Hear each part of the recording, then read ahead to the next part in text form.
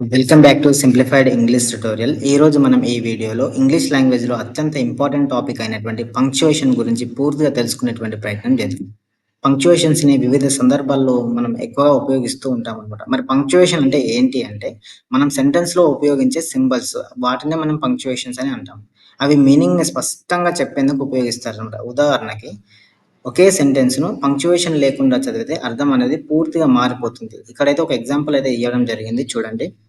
Let's eat grandma. ఇక్కడ let's eat grandma. Let's eat grandma కంటే ముందు కామా అయితే ఇవ్వడం జరిగింది. మరి మనకి ఏం తెలియజేస్తుందంటే ఇక్కడ కొద్దిగా విరామం ఇస్తూ చదవాల్సినటువంటి అవసరం అయితే ఉంటది. ఆ విధంగా అయితే మనకు ఆ యొక్క ఎగ్జాంపుల్ అనేది పూర్తిగా అర్థమవుతుంది. లెట్స్ ఈట్ గ్రాండ్‌మా అంటే మనం ఇక తిందాము గ్రాండ్‌మా అని చెప్తున్నాం. ఇంకా రెండో ఎగ్జాంపుల్ అయితే ఇక్కడ ఇచ్చాను చూడండి. లెట్స్ ఈట్ గ్రాండ్‌మా అంటే మనం నానమ్మని తిందామనే అర్థాన్ని ఇస్తుంది. అంటే అర్థం అనేది పూర్తిగా మారిపోయిందనమాట. ఇక్కడ ఒక కామ వల్ల గ్రాండ్‌మా ప్రాణాలు తప్పాయి. లేదంటే గ్రామాన్ని తినాల్సి వచ్చేది. సో, ఈ విధంగానైతే పంక్చుయేషన్స్ అయితే ఇంగ్లీష్ లాంగ్వేజ్‌లో ఉంటాయన్నమాట. సో, అవి కంప్లీట్ మీనింగ్‌ని మనకిస్తాయి. కాబట్టి మనం కంపల్సరీగా నేర్చుకునేటువంటి ప్రయత్నం చేయాలి. సో, మరి ఇంకా ఆలస్యం ఎందుకు పూర్తిగా వన్ బై వన్ తెలుసుకునేటువంటి ప్రయత్నం చేద్దాం. Number 1 full stop. దీన్ని మనం తెలుగులో పూర్ణ విరామం అని అంటాం. ఇది సెంటెన్స్‌ని పూర్తిగా ముగించేటప్పుడు ఉపయోగిస్తారు. ఎప్పుడైనా మనం ఏదైనా రాసేటప్పుడు అది తెలుగులో కావచ్చు, ఇంగ్లీష్‌లో కావచ్చు, ఏ భాషలో రాసినా కూడా మనం సెంటెన్స్‌ని ముగించినప్పుడు దాని చివరన మనం ఫుల్ స్టాప్ అనేది కంపల్సరీగా మెన్షన్ చేయాలి. ఉదాహరణకి చూడండి ఇక్కడ ఇచ్చాను చూడండి 2 ఎగ్జాంపుల్స్ అయితే ఇక్కడ ఇచ్చాను. ఐ యామ్ ఏ స్టూడెంట్ ఇక్కడ సెంటెన్స్ చివరన ఫుల్ స్టాప్ అయితే మెన్షన్ చేశాను. She is going to school ఈ విధంగానైతే మీరు ఫుల్ స్టాప్‌ని మెన్షన్ చేయాలి సెంటెన్స్ చివరన. So, number 2 comma. కామా దీన్ని తెలుగులో అల్ప విరామం అని అంటాం. ఇది వాక్యంలో ఐటెమ్స్‌ని విడగొట్టేందుకు లేదా చిన్న విరామం చూపేందుకు ఉపయోగిస్తారు. చిన్న విరామం అంటే కొంచెం విరామం ఇస్తూ చదవాలి. అంటే కొంచెం బ్రేక్ తీసుకొని చదవాలి. ఉదాహరణకి I bought apples, bananas and mangoes. ఇక్కడ మనం ఐటెమ్స్ ఎక్కువగా మెన్షన్ చేసాం. కాబట్టి కామా అనేది మెన్షన్ చేయాలి. Apples, banana and mangoes. ఈ విధంగా మనం 3, 4, 5 ఈ విధంగా ఐటెమ్స్ ఎక్కువ ఉన్నప్పుడు మనం కామాస్‌ని అయితే ఉపయోగిస్తుంటాం. ఆఫ్టర్ లంచ్ వి ప్లేడ్ క్రికెట్. ఈ విధంగానైతే మనం విరామం ఇస్తూ చదవాలి. And number 3 question mark. Question mark అనేది మనకు చాలా మందికి తెలుసు. దీన్ని తెలుగులో మనం ఏమంటామంటే ప్రశ్నార్థక చిహ్నం అని అంటాం. ఎవరినైనా మనం ప్రశ్నించ ప్రశ్నించినప్పుడు ఆ యొక్క క్వెషన్ సెంటెన్స్ చివరన మనమైతే ఈ క్వెషన్ మార్క్‌నైతే ఎక్కువగా ఉపయోగిస్తుంటాం. ఉదాహరణకి what is your name? What is your name అని అడిగినప్పుడు క్వెషన్ మార్క్ అనేది కంపల్సరీగా మెన్షన్ చేయాలి. Do you like coffee? ఈ విధంగానైతే మనం ఫస్ట్ ఇచ్చినటువంటి ఎగ్జాంపుల్ డబ్ల్యూహెచ్ క్వెషన్ అనమాట.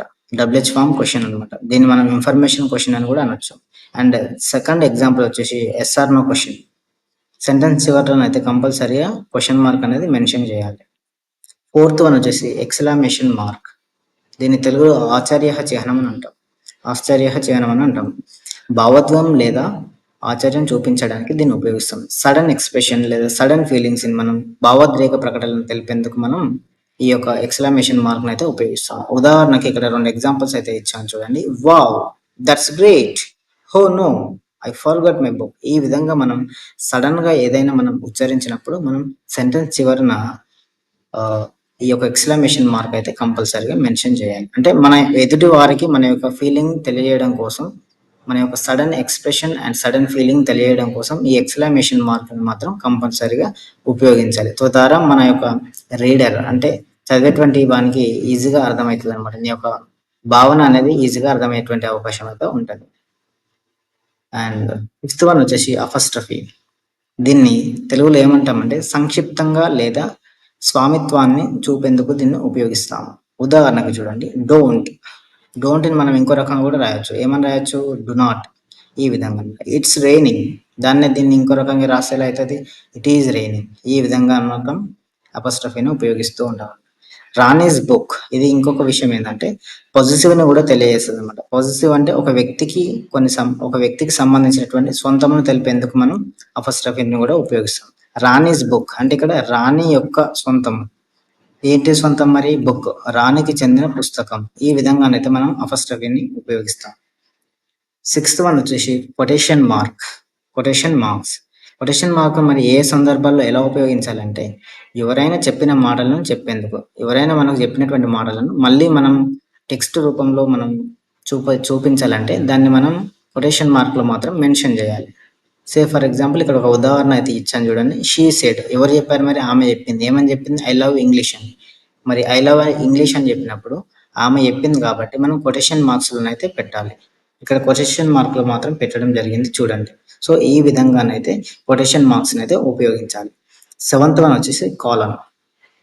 కాలన్ అంటే వివరణకి ముందు లేదా లిస్ట్ చూపించడానికి. వివరణకు ముందు లేదా లిస్ట్ చూపించడానికి. ఇక్కడ చూడండి ఉదాహరణల ద్వారా మనకు ఈజీగా అర్థమయ్యేటువంటి అవకాశం ఉంటుంది. కాబట్టి ఇక్కడ నేను 2 లేదా అంతకంటే ఎక్కువ ఉదాహరణలు అయితే ఇవ్వడం జరిగింది. మంచిగా అర్థం కావడం కోసం. సో, ఐ నీడ్ ఇక్కడ వివరణ అనమాట. ఐ నీడ్ మరి ఏంటి లిస్ట్ ఏంటిది మరి అంటే పెన్, బుక్ అండ్ ఎరేజర్. ఇవి లిస్ట్ అనమాట. ఐ నీడ్ అనేది వివరణ అంటే explanation. There is one rule be honest. ఈ విధంగానైతే మనం కాలన్ని ఉపయోగించాలి. ఇక్కడ కాలన్ ఉపయోగించారు చూడండి. సో, ఇక్కడ కూడా ఉపయోగించారు చూడండి ఐ నీడ్ తర్వాత. సో, ఈ విధంగానైతే మనం కాలన్ని ఉపయోగించాలి. ఎయిత్ వన్ వచ్చేసి సెమికాలన్. 2 సంబంధిత వాక్యాలను కలిపేందుకు. 2 సంబంధిత వాక్యాలను అంటే 2 రిలేటెడ్ సెంటెన్స్‌ని కలపడానికి మనం సెమికాలన్‌ని ఉపయోగిస్తాం. ఏంటిది మరి ఆ రిలేటెడ్ సెంటెన్స్ అంటే, ఉదాహరణ అయితే ఇక్కడ ఇవ్వడం జరిగింది చూడండి. I was tired, I went to sleep. నేను అలసిపోయాను కాబట్టి నేను నిద్రపోవడానికి వెళ్ళాను. సో, ఈ విధంగానైతే మనం సెంటెన్స్‌ని సెమికాలన్ ఉపయోగిస్తూ ఫ్రేమ్ చేయాలి. 9th వన్ వచ్చేసి hyphen are dash. Hyphen and dash. Hyphen అంటే ఏంటి మరి? 2 పదాలను కలపడానికి, డాష్ ఒక ఫాజన్ చూపించడానికి ఉదాహరణలు. ఇక్కడైతే ఇచ్చాను చూడండి. హైఫెన్ ఒకటి, డాష్ ఒకటి. ఎగ్జాంపుల్ అయితే ఇచ్చాను చూడండి.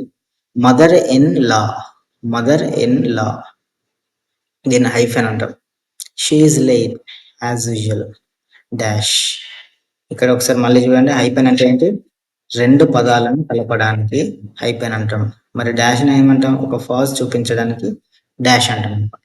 సో, ఈ విధంగా ఇక్కడ 2 లేదా 3 పదాలను కలిపాం కాబట్టి హైఫెన్. ఇక్కడ షీ ఈజ్ లేట్ అనే దగ్గర ఒక పాజ్ అంటే ఒక చిన్న బ్రేక్ తీసుకున్నాం కాబట్టి ఇది డాష్ అనమాట. ఈ డాష్‌లను మెన్షన్ చేయాలి. 10th వన్ వచ్చేసి బ్రాకెట్స్. మరి బ్రాకెట్స్‌ని ఏ సందర్భాల్లో ఎలా ఉపయోగించాలి?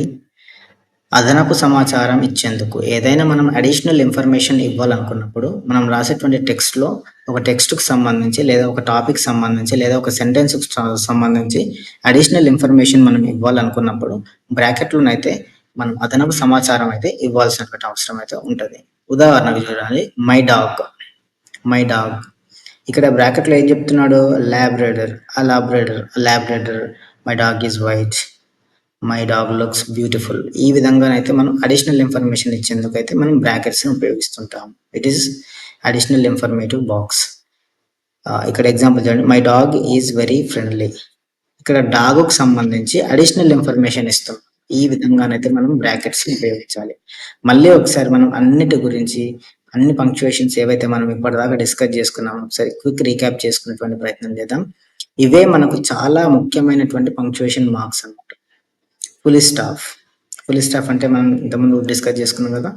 Comma, question mark, exclamation mark, apostrophe, quotation marks, colon, semicolon, hyphen, brackets ఇవి మాత్రం ముఖ్యమైనటువంటి పాత్ర పోషిస్తాయి. కాబట్టి వీటన్నిటిని కూడా పూర్తిగా తెలుసుకునేటువంటి ప్రయత్నం చేయండి.